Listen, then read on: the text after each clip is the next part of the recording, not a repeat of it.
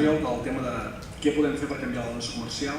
Home, jo crec que ara és un bon moment per canviar el model productiu del país. És a dir, passa d'un sistema que hem tingut fins ara, en el qual ens hem dedicat a temes de baix cost, és a dir, ja sigui amb la fabricació de cotxes, ja sigui en el sector de construcció, ja sigui el turisme, i passar a poder que podem la societat del coneixement. Sí que és veritat que fa molts anys que se'n sent parlar i se'n parla els polítics, hem de canviar cap a la societat del coneixement i no ho fem. Jo crec que ara poder és el moment de fer-ho, més que intentar dir, com va dir algun ministre, compreu productes espanyols, no. Fomentar que la gent es prepari, fomentar les coses de valor afegit, i així és una manera que jo crec que pot aportar-nos, no poder ara, però en termini 5-10 anys, un canvi de model productiu que ens permeti rebaixar el dèficit que tenim. Respecte a les solucions, ja les he fet abans un reguitzell, bàsicament tot el que sigui aprimar l'estat del benestar i aprimar l'estat crec que és una de les grans solucions que podem fer.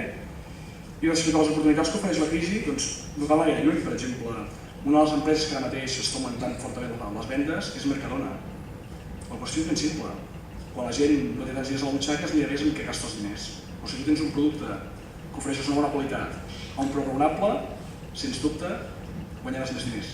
Si tens un producte que la teva única gràcia era que eres molt car perquè eres molt mono, però la qualitat que tenies darrere no era vàlida, doncs la cosa frissarà.